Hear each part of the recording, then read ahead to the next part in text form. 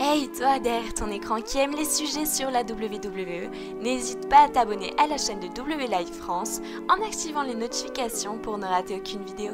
Bisous.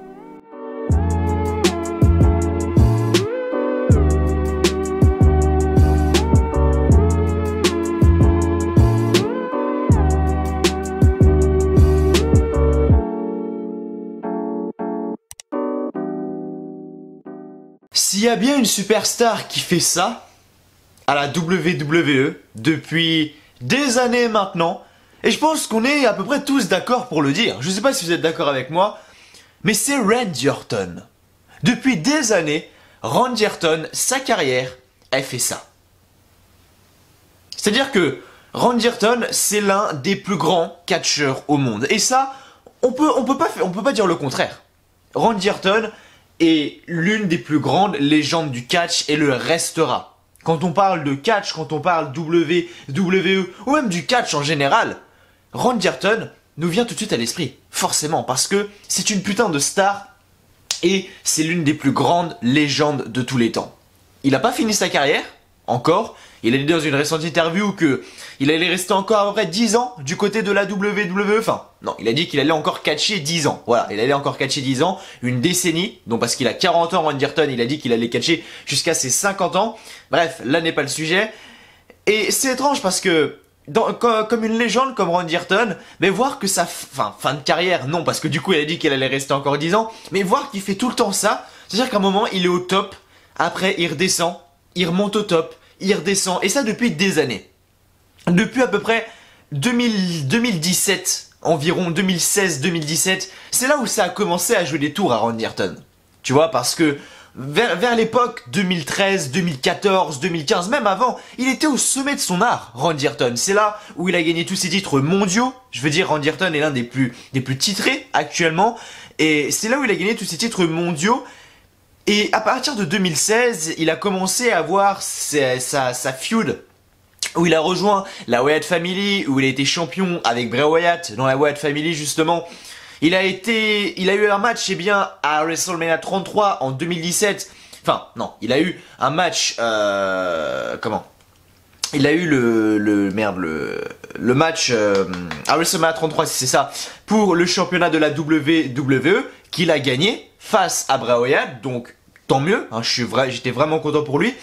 Et je veux dire, il a gagné le titre. Après, il l'a perdu quoi? Peut-être 2 mois après, facile, face à Jinder Mahal à Backlash. On s'en souvient tous, Backlash 2017. Donc Randy Orton avait fait ça, WWE. Ensuite, dès qu'il a perdu son titre face à Jinder Mahal, ben, il a fait comme ça, il s'est cassé la gueule, mais genre vraiment profondément, tu vois.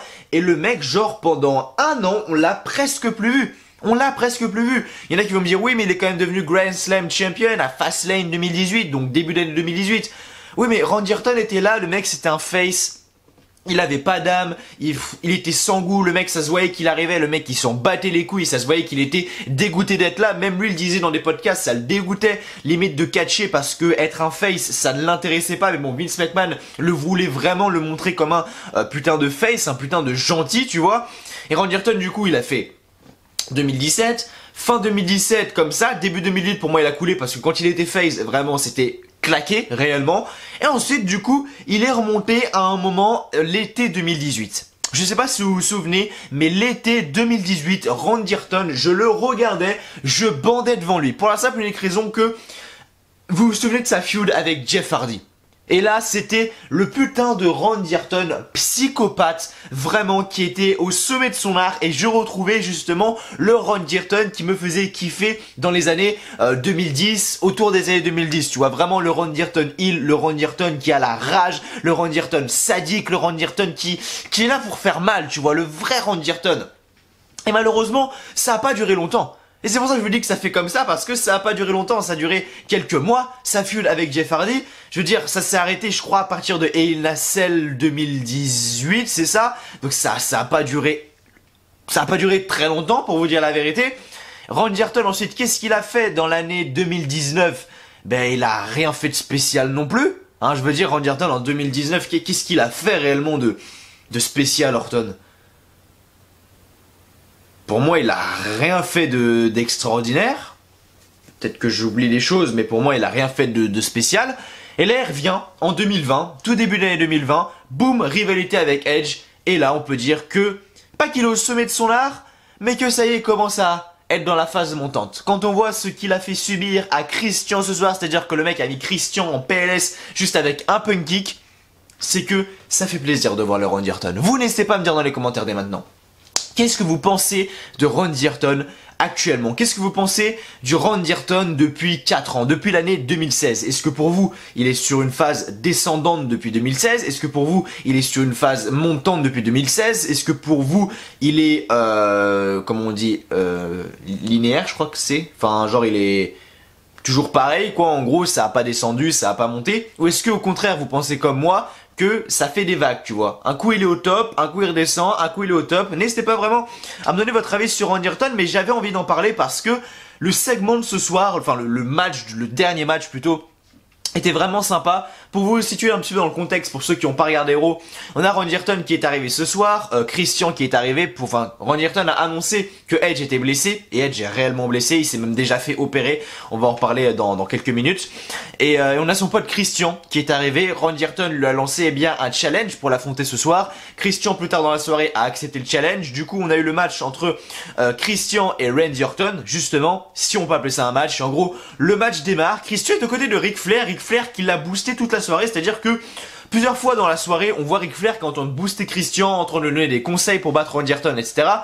Et au moment où le match va commencer, l'arbitre sonne la cloche, Ric Flair fait un low blow à Christian, et Randy Orton met un putain de punk kick dans la gueule de Christian. Voilà, le mec lui met un putain de punk kick dans la gueule de Christian et le met totalement au sol, totalement KO. Christian ne dit plus rien, ne réagit plus, il part sur une civière. Et Randy Orton lui dit des mots comme quoi c'est de sa faute si tout ça est arrivé à Edge, etc. Donc une feud est en train de s'entamer entre Christian et Randy Orton. Et donc j'ai hâte de voir ce qui va se passer la semaine prochaine en tout cas, voir ce qu'il va se passer avec Randy Orton, parce qu'il a mis Christian et il a mis Edge sur la touche. Eh oui, parce que Edge est blessé et on va se dire ça. On va se lire ça tout de suite. Du coup c'est sur Voxcatch que je prends l'information. Je fais les pubs au site sur lequel je prends mes informations, c'est tout à fait normal. Donc suite à sa blessure à WWE Backlash, Edge a été opéré. Edge a été opéré pour soigner sa déchirure du triceps contractée lors de l'enregistrement de son match contre Randy Orton à Backlash. Parce que oui, le match qu'on a vu hier, bon je pense que tout le monde est au courant, mais s'il y en a qui sont pas au courant, le match qu'on a vu hier entre Edge et Randy Orton n'était pas en direct, c'était préenregistré. Donc les rumeurs ont circulé avant que le match ne soit diffusé. Edge aurait souffert d'une déchirure du triceps lors des enregistrements de son match contre Randy Orton ce dimanche à Backlash. La blessure ne serait survenue durant le match en lui-même, mais pendant le retournage d'une partie du match que la WWE n'avait pas jugée satisfaisante, a indiqué donc Dave Messler lors du dernier Wrestling Observer Radio. Donc en gros, ils avaient enregistré le match, Edge et Randy Orton, et à un moment là, on dit bah non, on n'est pas satisfait de ce moment-là, venez Edge et Orton, on refait cette partie-là, et apparemment c'est là où Edge justement s'est blessé. Et donc la WWE a confirmé dans un communiqué l'information, donc ce lundi soir, donc hier, que donc Edge, la superstar, a été opérée. Donc la WWE confirme que Edge a souffert d'une déchirure du triceps suite à des blessures subies lors du plus grand match de catch jamais organisé. Entre guillemets. Edge a subi une opération chirurgicale réussie et est actuellement en rééducation à domicile. Et donc du coup, Voxcatch le précise bien, durant l'épisode de Monday Night Raw, Randy Orton s'est servi de cette blessure pour expliquer que bien qu'il avait blessé son adversaire, il a poursuivi le match pour le renvoyer auprès de sa femme et ses filles. Bref, aucune date de retour n'a pour le moment été mentionnée, mais sa convalescence devrait prendre plusieurs mois. Donc déjà le pauvre Edge, veut dire Edge, veut dire, et le mec revient, tu vois, il fait un retour monumental du côté du Royal Rumble et le pauvre se blesse comme ça après du côté de Backlash. Je veux dire, là on va pas le voir à mon avis pendant plusieurs mois. Il devait peut-être avoir un match à SummerSlam. Edge avait signé un contrat pour avoir 25 apparitions dans l'année et 5 matchs dans l'année. Donc il a fait lequel? Il a fait celui au Royal Rumble, il a fait celui à Mania, il a fait celui à Backlash. Ah ouais, il peut peut-être finalement, ouais ça va, il peut peut-être finalement en faire 2 encore. Je pense notamment à Survivor Series, potentiellement, mais j'aurais pensé à SummerSlam, tu vois. Mais j'aurais pensé à SummerSlam. Mais finalement non. Parce que du coup je pense que ça va prendre plusieurs mois. Donc à mon avis SummerSlam pour Edge c'est râpé. Donc ouais SummerSlam non. Bah du coup peut-être Survivor Series, je sais pas, peut-être qu'il aura un match, j'en ai aucune idée. Et après ouais peut-être un match comme ça, random à Raw, je sais pas du tout, on verra bien. Mais en tout cas je voulais vous parler de ce segment là les amis. Maintenant pour le show de ce soir de Raw, bah c'est comme chaque semaine, hein. Pour moi c'est compliqué de regarder Raw pour vous dire la vérité parce que je m'en fous de plus en plus. Et voilà. Je regarde parce que j'adore vous faire des vidéos. Je pense que ça se voit, vous le savez très bien. Merci à tous les retours qu'il y a eu hier pour la review de Backlash d'ailleurs. Mais Raw c'est fatigant. SmackDown c'est encore plus fatigant. La AEW n'est pas fatigant, bien au contraire, ça c'est un putain de pur kiff. Et quand je fais mes reviews de AEW, je suis tellement aux anges parce que j'aimerais tellement vous parler positivement de la WWE, tellement vous dire et ça c'était bien, et j'adore cette storyline, et ça c'est bien, ça j'adore, etc. Mais je peux pas, je veux dire, quand on voit qu'à SmackDown, on a Jeff Hardy qui jette de la pisse à la gueule de Sheamus, je peux pas vous dire que ça me plaît et que c'est bon, tu vois ce que je veux dire? C'est réellement pas possible. Et les choses sont, voilà, les choses sont fades, les choses n'ont pas de sens, n'ont pas d'âme en fait, n'ont pas l'âme qu'il y avait lors de ces dernières années. Je sais pas d'où ça vient, je sais pas si c'est parce que j'avais l'habitude à l'époque de regarder des grosses stars comme l'Undertaker, Batista, John Cena, voilà, l'époque de Catch Attack, on connaît tous, la grande époque du catch en France. J'en ai aucune idée, vraiment, j'en ai aucune idée. Et voilà, je veux dire, il y a des choses qui ont du sens, tu vois, il y a des choses qui sont pas mal. La rivalité par exemple avec Dominic et Seth Rollins, qui est en soi une bonne rivalité. Ça n'a pas de sens dans le sens où Rey Mysterio, machin, il prendra jamais sa retraite, on le sait très bien. Mais bon, la WWE continue de nous le faire croire, même si on sait très bien qu'il la prendra pas. Mais du coup, la rivalité est pas mal. Et ça s'oriente bien vers un match entre Seth Rollins et Dominic lors du prochain pay-per-view, donc Extreme Rules. On pourrait avoir Dominic face à Seth Rollins à Extreme Rules par exemple. Donc ça déjà, c'est pas si mauvais que ça. Mais quand je dis que les choses n'ont vraiment aucun sens, je prends l'exemple du match entre Asuka et Nia Jax. C'est pas que ça n'a aucun sens, mais pourquoi en fait? Pourquoi refaire le même match qu'on a eu hier? On l'a eu hier à Backlash, le même match, c'est un copier-coller. Donc Asuka, Nia Jax, 1 contre 1, match pour le championnat féminin de Raw.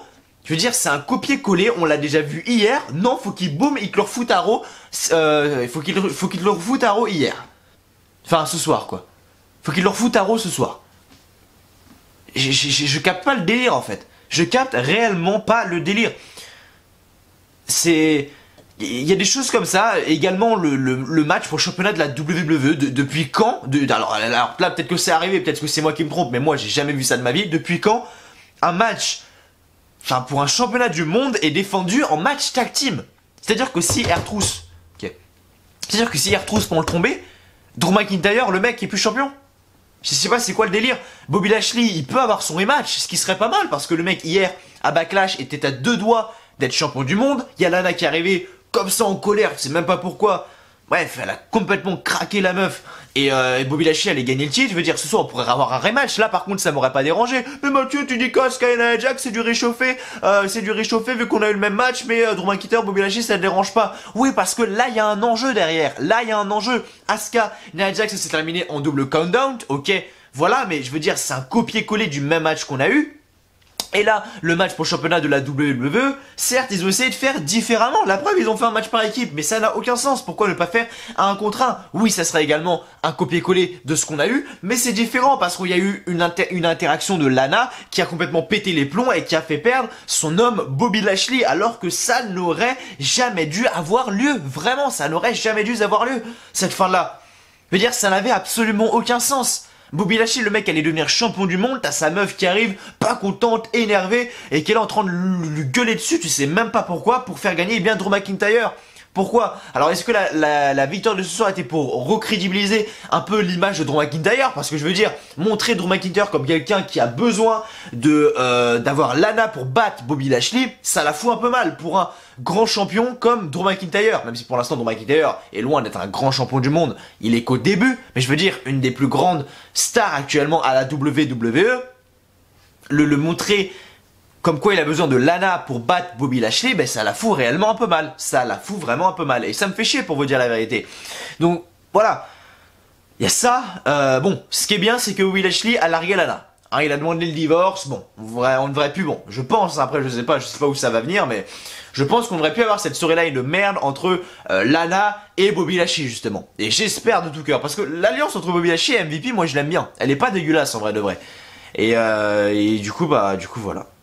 Voilà. Je vous ai fait un peu le résumé de Raw en vrai, parce que j'ai pas grand chose à vous dire, hein. Il s'est passé pas mal de petites choses ce soir. Les rivalités commencent à se construire, hein. Ce qui est totalement logique, hein. Je veux dire, Backlash est passé hier. Là, les rivalités commençaient bien à se construire. Là, ce que j'aime bien, par contre, vous savez très bien, j'adore les Iconics, Peyton Royce et Billie Kay. Elles sont là, elles sont dans le cœur, tu vois. Et ça y est, elles vont enfin avoir leur opportunité pour affronter Sasha Banks et Bayley pour les titres. Enfin, bordel de merde. Et j'espère tellement qu'elles vont gagner. J'espère tellement du plus profond de mon cœur qu'elles vont gagner. Et que ça va être les nouvelles championnes féminines par équipe. Vraiment, j'espère de tout cœur. J'espère réellement de tout cœur. On verra bien, mais en tout cas j'espère. Sachez une chose, c'est que si elles sont championnes féminines par équipe, les meufs qui sont sur les layouts de Raw de SmackDown, boum, ça dégage. Et je mets la Iconics en premier plan avec les titres, ça c'est sûr. Mais du coup maintenant, vous allez me demander, pour ceux qui n'ont pas regardé Raw, parce que je sais qu'il y en a qui se contentent juste de mes reviews, est-ce que Mathieu, tu nous conseilles d'aller regarder Raw?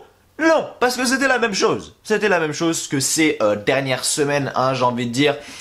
Oui, j'ai oublié de mentionner l'arrivée du Big Show, hein, qui a aidé bien les Street Profits et les Viking Raiders contre les Ninjas et Akira Tozawa.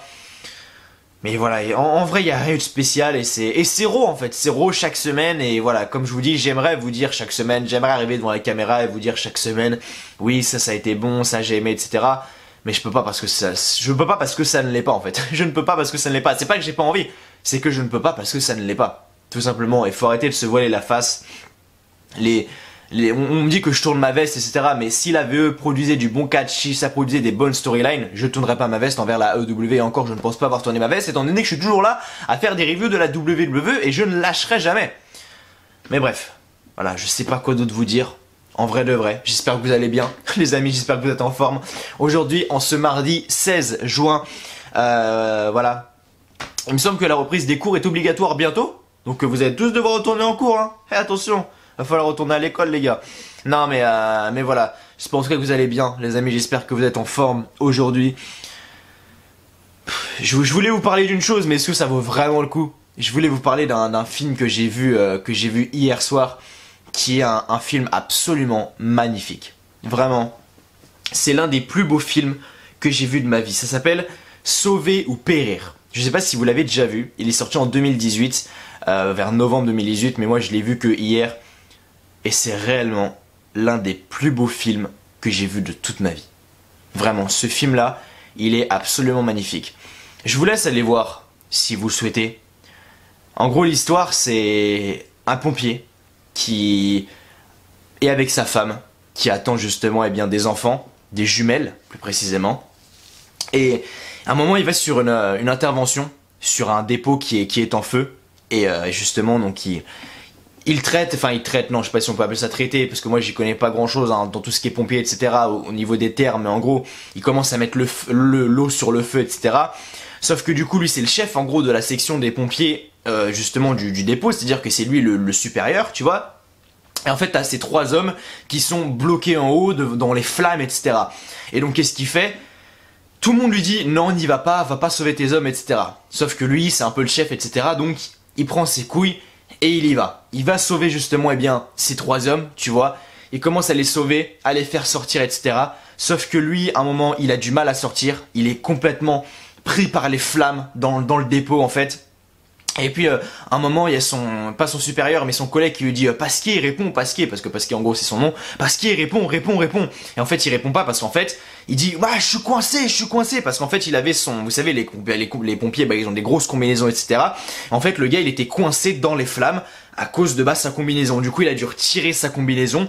Pour sortir, tout simplement. Et en fait, le mec ressort, justement. Il arrive à ressortir de l'entrepôt. Mais il prend feu quoi, il est complètement brûlé, machin tout ça. Et en fait on suit son évolution à l'hôpital, il est complètement brûlé, il est complètement défiguré également, donc il a envie de mettre fin à ses jours, etc.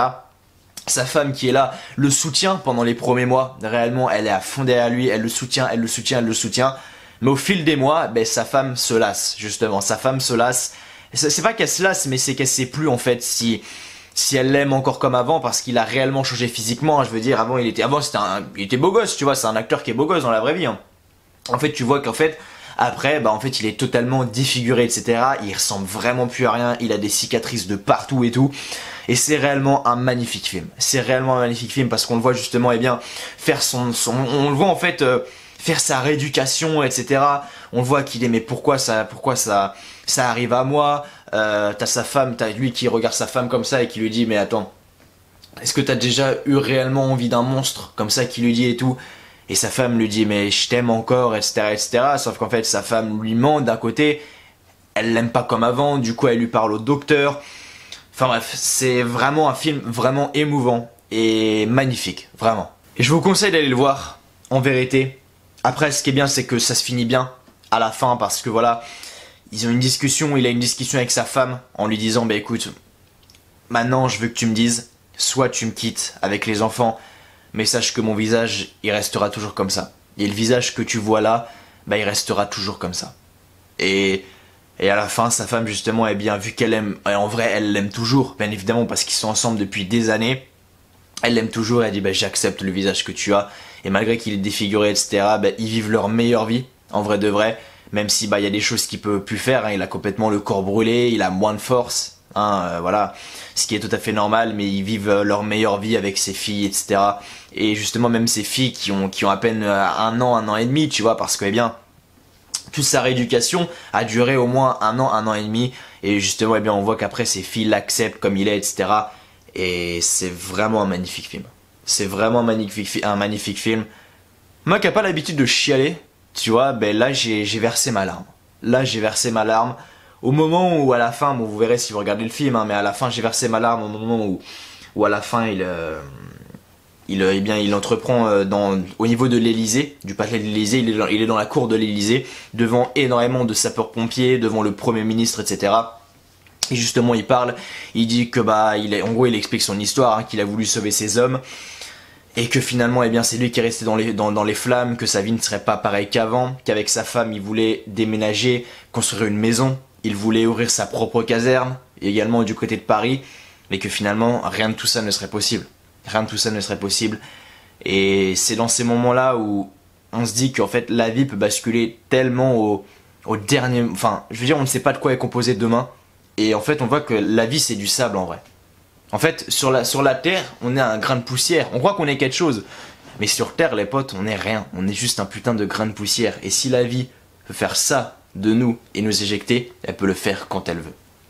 C'est pour ça, vraiment, kiffez ce que vous faites actuellement. Kiffez la vie, ayez la vie que vous rêvez d'avoir. Même si je sais que c'est compliqué, hein, tout de même, mais faites le maximum pour vous épanouir. Voilà, moi j'ai trouvé quelque chose qui m'épanouit. Réellement, c'est les vidéos YouTube. Vraiment, c'est ma passion. J'aime énormément le foot. Du coup, je fais du foot, je regarde les matchs. Mais les vidéos YouTube, c'est clairement l'une des choses qui me tient le plus à cœur dans ma vie. Et je suis super content. Et c'est pour ça que je profite, parce que demain, il peut tout arriver. Demain, il peut arriver que, je sais pas, je suis en boulangerie, par exemple. Moi, j'ai un métier également où, voilà, je travaille avec des objets tranchants, des objets dangereux. Imagine, je me fais tomber, eh bien, je sais pas, une machine, machin ou quoi. Je me pète carrément les mains, ou je me coupe les mains ou quoi. Mais comment je fais pour faire mes vidéos et mes montages si j'ai plus de mains? Je peux plus. Je peux plus rien faire. Je peux plus faire de vidéos, je peux plus faire de montage. Je peux plus rien faire. Donc vraiment, la vie est courte, la vie peut basculer du jour au lendemain. Ça montre également, eh bien, en quoi les pompiers est un métier magnifique. J'en doutais pas une seule seconde, hein. Mais on voit également dans ces moments-là que le métier de pompier est un métier réellement magnifique. Et que voilà, ces hommes-là, ces femmes-là d'ailleurs, hein, les deux types d'ailleurs, ces gens-là prennent des risques pour nous sauver la vie et mettent leur vie en danger pour justement, eh bien, nous le sauver. Et juste un magnifique respect. Et c'est l'un des plus beaux films que j'ai vu de ma vie. J'avais les larmes aux yeux, je voyais flou pendant tout le film, quasiment, alors que pourtant j'ai pas la larme facile. Et à la fin, quand il faisait son discours, j'ai craqué. Quand il parlait de ses projets avec sa femme. Après, ça me ressemble également dans ma vie personnelle, mais quand il parlait de ses projets avec sa femme, ses projets d'ouvrir bien sa caserne plus tard. Là, ça y est, j'ai craqué, j'ai lâché ma larme. Et j'ai chialé. Et c'est réellement l'un des... C'est pas joyeux comme film. Réellement, c'est pas joyeux comme film. Si vous voulez voir un film joyeux, je vous le conseille pas. Mais c'est un magnifique film. Vraiment. Je sais pas pourquoi je voulais vous le dire, mais c'est un film qui m'a marqué et qui restera très très longtemps gravé dans ma mémoire. Vraiment, parce qu'il était vraiment magnifique. Donc je vous conseille réellement d'aller le voir. Je vous rappelle, ça s'appelle Sauver ou Périr, les amis. Alors, bref. Bon, je pense que j'ai les finis. Mais Mathieu, t'es chiant à raconter, qu'est-ce qu'on s'en fout de tes films, parle-nous de catch. Vous voulez que je vous parle de catch? Je vous en ai parlé déjà. Mais là, on va passer tout de suite au résultat d'Euro. Allez, c'est parti. Bon, je viens d'ouvrir ma fenêtre et j'ai mis mon ventilo parce que je suis réellement en train de crever de chaud. Donc si vous entendez un peu plus de bruit de fond, c'est normal, ma fenêtre est ouverte. J'habite juste à côté de l'autoroute. Donc voilà, et là, il y a mon petit ventilo qui fait également pas mal de bruit. Donc s'il y a un peu plus de bruit, c'est tout à fait normal. Je sais pas si ça s'entend à la caméra, j'en ai aucune idée. Bref. Donc les amis, merci à vous de me rejoindre aujourd'hui sur la review d'Euro. N'hésitez pas à lâcher un petit like, un petit pouce bleu si vous n'avez toujours pas fait et à vous abonner à la chaîne si vous aimez ce que vous voyez. Donc gros, du 15 juin en direct de Orlando au Performance Center. Les commentateurs sont Tom Phillips, Baron Saxton et Samoa Joe. Donc le show commence avec Randy Orton qui arrive sur le ring et annonce que Edge souffre d'une blessure au triceps et qu'il a été opéré suite à Backlash. Orton dit qu'hier, il a fait exactement ce qu'il avait dit. Il a humilié Edge. Il a écrit le dernier chapitre de sa carrière. Il a obtenu vengeance. Orton dit qu'il le savait depuis janvier. Edge aurait dû l'écouter, mais il n'a pas voulu. À WrestleMania, il n'était pas le dernier homme debout, mais après le meilleur combat de catch de tous les temps, il l'était. Ce qui a fait de lui le meilleur catcheur de tous les temps. Et il n'a pas besoin d'un titre pour le prouver. On a la musique de Christian qui commence et il arrive sur le ring. Christian demande quel type d'homme est Orton. Orton prétend être le meilleur, mais tout ce qu'il voit c'est un fils de pute calculateur. La rédemption d'Edge n'est pas terminée. Sa carrière n'est pas terminée. Christian dit que Edge n'abandonne jamais. Orton dit qu'il est comme Edge. Il ne peut pas accepter le fait que l'univers catchesque leur a enlevé avant de pouvoir dire au revoir. Et il sait que Christian ne peut pas combattre. Mais pourquoi ne pas faire un combat non sanctionné ce soir entre les deux? Orton dit que l'offre expire ce soir. Et s'il refuse, on va tous savoir qu'il n'est rien de plus qu'un lâche. Orton quitte le ring et Christian reste sans mots en train de réfléchir. Et vu ce que je vous ai dit tout à l'heure, je pense que vous connaissez la réponse qu'il a donnée. Ensuite, on a eu un match simple entre Kevin Owens face à Angel Garza avec une victoire de Kevin Owens. Donc à la fin du combat, Angel Garza est encore distrait par Andrade qui arrive justement aux abords du ring et Kevin Owens en profite pour lui faire un stunner pour le compte de 3. Donc Kevin Owens gagne ce match et du coup après le combat on a Zelina Vega qui revient et demande aux deux hommes de se calmer. Ils sont partenaires, pas adversaires. Et les deux hommes semblent comprendre. Mais à mon avis, on va avoir une petite... voilà, à mon avis, Andrade et Angel Garza, ça va se dissoudre dans pas longtemps, je pense. Je peux me tromper, mais je pense que... il y aura... voilà. Petite... je pense que le clan va se dissoudre d'ici là. Ensuite, du coup, on a eu Bobby Lashley et MVP qui sont arrivés sur le ring. MVP qui dit que la soirée de Lashley a été ruinée alors qu'il avait sa première chance pour le titre. McIntyre a profité des circonstances. MVP dit que c'est la faute de Lana, seulement la faute de Lana, si le titre n'est pas autour des hanches de Lashley. Maintenant, si McIntyre avait de l'intégrité, il redonnerait une chance pour le titre à Lashley. Maintenant, il a décidé de se cacher. La musique de Lana commence et elle arrive sur le ring. Lana dit que c'était l'idée stupide de Lashley, de la bannière du ringside. Son Bobby sait qu'elle ne ferait rien pour le blesser. Elle fait tout pour son Bobby. Depuis que MVP est arrivé, c'est lui qui est le problème. Lashley dit qu'ils ne sont pas une équipe et qu'il n'avait demandé qu'une seule chose. Backlash était sa soirée et elle a tout ruiné. Ça suffit de voir leur vie sur les réseaux sociaux. Elle a utilisé pour devenir populaire.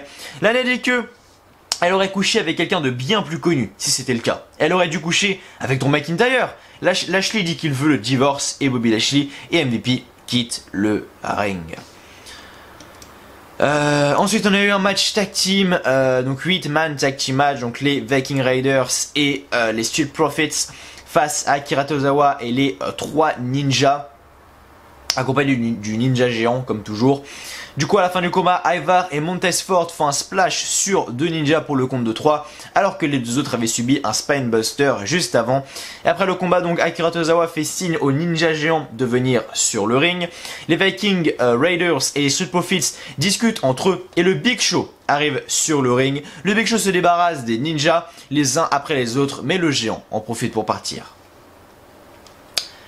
Ensuite on a eu du coup le segment avec Seth Rollins. Bref, c'est pas très intéressant. Seth Rollins est arrivé, il a parlé encore de Rey Mysterio, de sa retraite, etc. Il s'est fait attaquer par Dominique et puis voilà, rien de spécial. Mais du coup ça va à mon avis construire une storyline entre Seth Rollins et Dominique dans les prochaines semaines. On a eu Liv Morgan et Natalya contre The Iconics. Ensuite les Iconics ont gagné le match. Magnifique. Donc Peyton Royce et Billie Kay font leur Magic Killer sur Liv Morgan pour le compte de 3 en moins de 2 minutes, alors que Natalya était sonnée en bas du ring. Après le combat, les Iconics prennent le micro. Peyton Royce demande si Sasha et Bayley ont vu ça. Billie Kay dit qu'elle sait qu'elles sont ici. Ce qui arrive lorsqu'elle affronte une seule équipe. Peyton Royce dit de venir ici, car elle challenge et championne ici à Raw. Sauf que personne n'arrive. Billie Kay dit qu'elle semble trop lâche pour accepter. Elles connaissent quelqu'un qui connaît quelqu'un pour organiser le combat pour la semaine prochaine, et ce sera Iconic. Du coup, ensuite, on a eu Christian qui est sur la scène, et Shirley lui demande s'il a une réponse pour le challenge de Randy Orton ce soir. Et donc Christian dit que Randy Orton l'accuse d'être jaloux, d'être lâche. Il est fier de sa carrière, il n'a rien à prouver. Orton ou à quiconque, mais il ne veut pas laisser quelqu'un, il manquait de respect. Orton veut l'amener dans un combat de plus, il accepte. Ensuite, on a eu un match simple entre Apollo Crews, donc le champion des États-Unis, face à Shelton Benjamin. Alors là, c'est un peu l'hôpital qui se fout de la charité, parce qu'on a Apollo Crews contre Shelton Benjamin. Dans un premier temps, on a Shelton Benjamin qui allait battre Apollo Crews, qui lui fait 1-2, sauf qu'il met les pieds dans les cordes, l'arbitre le voit. Par contre, Apollo Crews fait la même chose juste après, 1-2, le mec se tient carrément aux cordes pour faire le tomber, l'arbitre ne le voit pas, et Apollo Crews gagne ce match. Bon, c'est un peu l'hôpital qui se fout de la charité, mais c'est pas grave. Ensuite, du coup, on a eu le match pour le championnat de la WWE entre R-Truth et Drew McIntyre. Alors, je comprends pas pourquoi c'est un match pour le championnat du monde alors que c'est un match tag team. Ah, j'en sais rien, bref. Donc, match pour le championnat de la WWE. Drew McIntyre et R-Truth face à Bobby Lashley et MVP. Et à la fin du combat, donc Drew McIntyre enchaîne avec un Claymore Kick sur MVP et donne la tag à R-Truth, et McIntyre lance R-Truth sur MVP et R-Truth le couvre pour la victoire. Donc R-Truth et Drew McIntyre gagnent ce match. Ensuite, de retour donc, Sasha Banks et Bayley arrivent sur le ring, donc les championnes. Et Bayley dit qu'hier soir, à Backlash, elles ont défendu avec succès les titres par équipe. Elles sont d'humeur pour célébrer. En plus, c'est son anniversaire. Joyeux anniversaire Bayley au passage.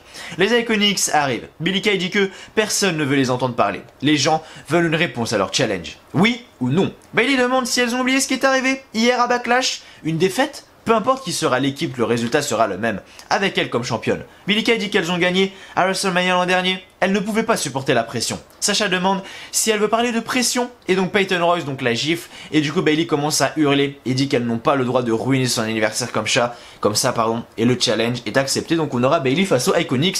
Quand ? Je sais pas, mais en tout cas on aura bel et bien ce match là. Ensuite, match copier-coller d'hier, Asuka face à Nia Jax pour le championnat féminin de Raw. Donc à la fin du combat, Nia Jax décide de pousser l'arbitre car elle n'est pas d'accord sur sa décision. Et l'arbitre voulait peut-être la disqualifier, mais Asuka en profite pour lui faire un roll-up et l'arbitre fait un compte rapide pour la victoire. Donc Asuka gagne ce match parce que oui, Nia Jax, t'as bien de la chance que l'arbitre n'ait pas disqualifié. Parce que putain de merde, vu comment tu l'as poussé, il y en a qui se sont fait disqualifier pour beaucoup moins que ça. Bref. Et ensuite du coup, Unsuction match, du coup Christian contre Randy Orton. Et donc le combat allait commencer, mais Ric Flair arrive. Ric Flair fait signe à Christian de renoncer à se battre.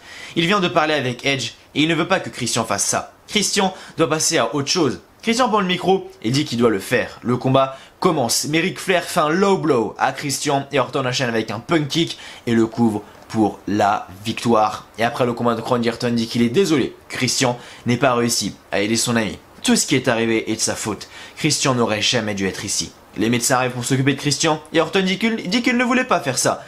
Il ne voulait pas être le dernier chapitre de Christian, mais il devait le faire. C'est de la faute de Christian. Et le show se termine ainsi. Et ça fait plaisir dans le sens où Christian et Randy Orton, je me souviens, c'était les deux premières. Moi, mon premier live event, c'était à Paris en 2011 ou 2012, je sais plus. Et le main event, je me souviens, c'était Christian contre Randy Orton pour le championnat du monde poids lourd. Ah là là, la belle époque. Bref, les amis, merci à vous d'avoir regardé bien cette review d'Euro. J'espère qu'elle vous aura plu. Malgré que le show n'était pas si bon que ça, ben, j'avais pas grand chose à dire pour vous dire la vérité. Mais en tout cas, voilà, les amis, merci à vous d'avoir été là. Et donc, je vous dis tout simplement, eh bien, à après-demain. Oui, c'est ça, à après-demain. Pour la review donc de AEW Dynamite. Donc, ça sera du combien? Ça sera donc du 17, hein, il me semble. Oui, voilà, ça sera donc Dynamite du 17 juin 2020. D'ici là, portez-vous bien. Je vous souhaite à tous une très bonne journée, une très bonne soirée. Que du bonheur, que des bonnes choses. Et je vous dis, eh bien, à jeudi pour la review de la AEW. Donc, AEW Dynamite. Allez, salut à tous encore une fois. Merci à vous et à jeudi.